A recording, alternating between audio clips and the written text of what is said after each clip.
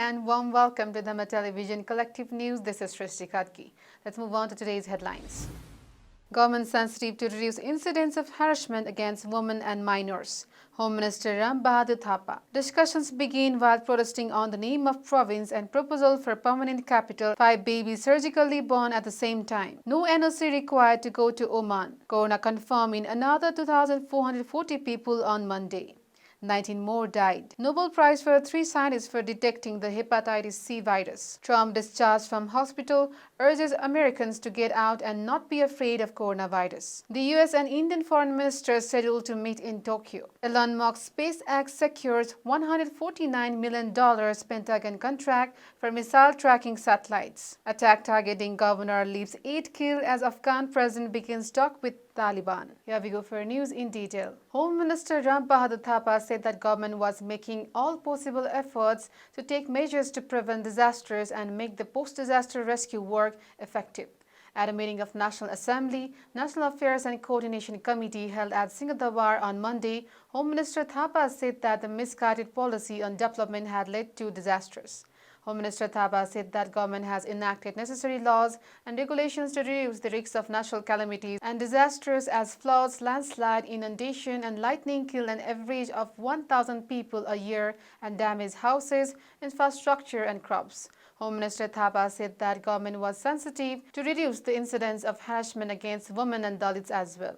Home Minister Thapa informed that the idea of setting up a Dalit desk in the police-like Mahila cell has been put forward and the incidents of rape and domestic violence against women have increased as compared to the previous year. Earlier in another committee meeting, Home Minister Thapa said that the incidence of violence in Nepal was less than other countries and argued that there was a difference in understanding. Thapa said that the situation of rape and violence against women in Nepal was not worrying compared to the rest of the world.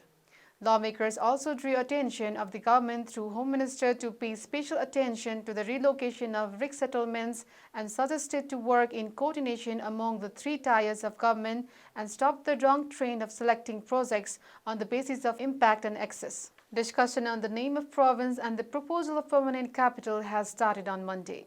In the meeting of Province Assembly held on Monday, Speaker had raised the issue of the name and permanent capital submitted by 5 province governments to Province Assembly.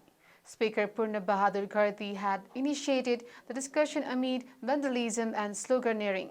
During the meeting, Minister for Law and Internal Affairs Kul Bahadur Kesi submitted a proposal for the province capital and name for discussion. Meanwhile, Minister Kesi had instructed the dignitaries to expel the protesting parliamentarians.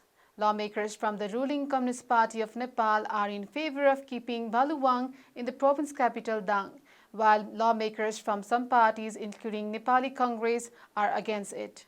The meeting has been adjourned till 12 noon on Tuesday after Congress and other party MPs continued their protest in Province Assembly. A 28-year-old woman has given birth to 5 babies at Thapatali-based Philanthropic Obstetrics and Gynecology Hospital.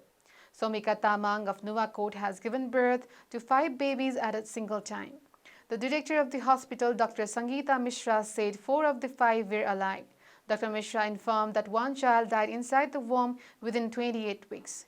During the video X-ray, we found out that a child had died, Mishra said, but the baby was surgically removed due to water in the abdomen. Dr. Mishra informed that the mother has already given birth to 3 children. The babies weigh from 600 grams per kg to 900 grams per kg. The baby weighing 800 grams has been kept in the ICU. A team of doctors led by Dr. Kritipal Subedi performed the operational on Monday morning and the babies were born. Dr. Subedi said the babies who survived are 4 daughters. Surviving babies are now being kept in ICU observation. All of them are in normal health. Dr. Subedi said that he had to undergo surgery at 32 weeks due to frozen water in her stomach. Under the leadership of Dr. Subedi, Dr. Deepti Shrestha, Dr. Namita Singhdon, and in anesthesia, Dr. Mukesh Kumar was in surgery. Similarly, the nursing team was led by Rabina Prajapati. No objection letter NOC is required for those returning from Oman on leave. Nepali Embassy on Oman said in a statement that Oman had earlier made NOC mandatory for Nepalese workers on leave to enter Oman, but now it is not required. According to embassy, as per the recent decision of Oman government, NOC has not to be taken. Corona has been confirmed in 2,440 people in Nepal on Monday. During the tests conducted in different parts of the country, 973 women and 1,503 men were confirmed corona. Similarly, corona has been confirmed in 1,531 people in Kathmandu Valley. According to Ministry of Health, there are 1,178 corona in Kathmandu with 484 females and 694 males, 103 corona in 49 females and 54 males in Bhaktapur, and 250 corona in Lalitpur with 114 females and 136 males. Along with this, number of corona infections in Nepal has reached 89,263. Similarly, 19 more people have died due to corona. At the same time, number of deaths due to corona in Nepal has reached 554. Similarly, 1,133 people have been discharged on Monday. Along with this, number of recoveries in Nepal has reached 65,202. At present, number of active infected people is 23,507, said Dr. Jageshwar Gautam, spokesperson of the Ministry of Health, at regular press conference. Similarly, there are 12,316 people in home isolation and 11,191 people in institutional isolation. There are 4,033 people in quarantine. So far, 1,088,229 PCRs have been registered, according to the ministry. The Nobel Prize in Medicine for 2020 will be awarded to 3 scientists who have discovered the hepatitis C virus. The selection committee said on Monday. The Nobel Council of Karolinska Institute announced on Monday that it would reward British scientist Michael Houghton and 2 American scientists, J. Alter and Charles M. Rice, for discovering the hepatitis C virus. The Nobel Prize Foundation has said that this year's 10 million Swedish kronor will be shared equally among the 3 personalities who have been awarded the Nobel Prize. Because of their research, for the first time in history, hepatitis C has been cured worldwide. The scientists who have been announced to be awarded Medical Prize of 2020 had made it possible to test and treat the incurable disease of chronic hepatitis, which kills hundreds of millions of people every year.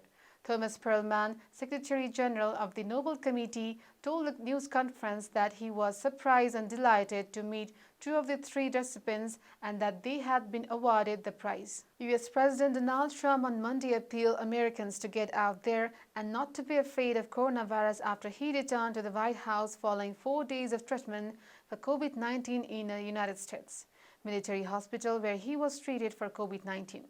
Trump, who went into hospital on Friday, was discharged on Monday evening from Walter Reed Medical Center near Washington, making the short helicopter ride to White House where he is to continue his treatment. Wearing a white surgical mask, Trump gave a thumbs up and waved at reporters as he walked to the executive mansion from the helicopter from the Walter Reed Medical Center outside Washington. He removed his mask and posed for pictures at times, giving a thumbs up. Trump announced October 2nd that he and his wife Melania had tested positive for COVID-19 via his Twitter account. U.S. Secretary of State Mike Pompeo and his Indian counterpart S. Jaishankar are scheduled to meet on Tuesday, State Department officials said. They are going to Japan to participate in the second Quad. Their Japanese and Australian counterparts have also participated in it. The U.S. and Indian foreign ministers are meeting for the first time since the recent border dispute between China and India. While in Japan, Pompeo is scheduled to meet with newly elected Japanese Prime Minister Yoshihide Suga and Japanese Foreign Minister Toshimitsu Motegi. He expressed confidence that positive results would be achieved after the meeting. He told reporters that his visit was going to be very good this time. Elon Musk's SpaceX won a $149 million contract to build missile tracking satellites for the Pentagon.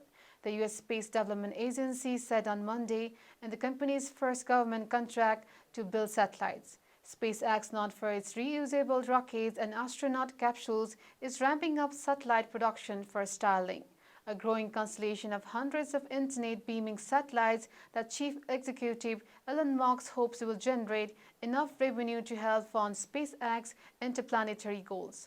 Under the SDA contract, SpaceX will use its Starlink assembly plant in Redmond, Washington to build 4 satellites fitted with a wide-angle infrared missile tracking sensor supplied by a subcontractor, an SDA official said.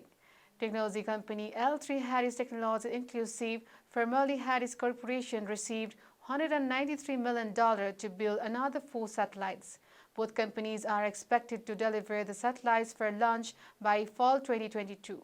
The awards are part of the SDA's first phase to procure satellites to detect and track missiles like intercontinental ballistic missiles, which can travel long distances and are challenging to track and intercept.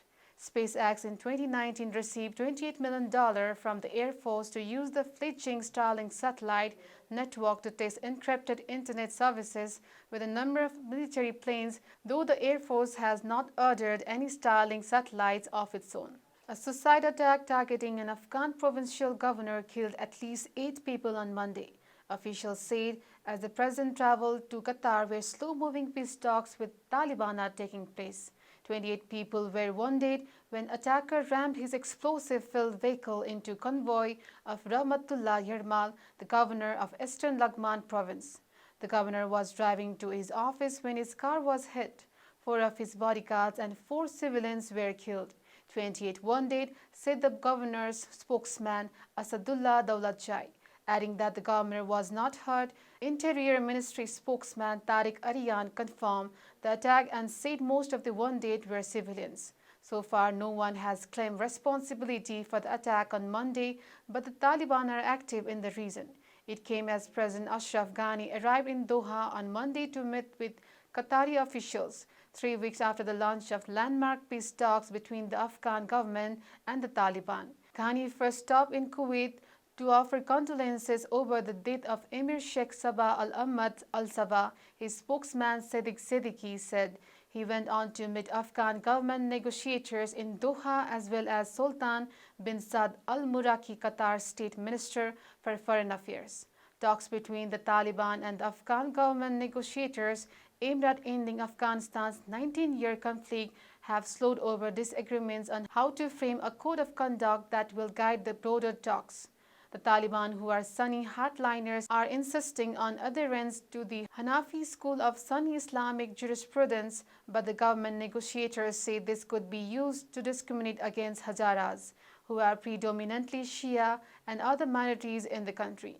Another contentious topic is how the US-Taliban deal will shape a future peace deal and how it will be referred to. The attack in Laghman province comes a day after another car bomb targeted a government building in eastern Afghanistan, where 15 were killed and 40 others wounded. This is all for now. We'll be back with more news and updates. Till then, keep watching Dharma television. May all the sentient beings be at peace. Stay safe.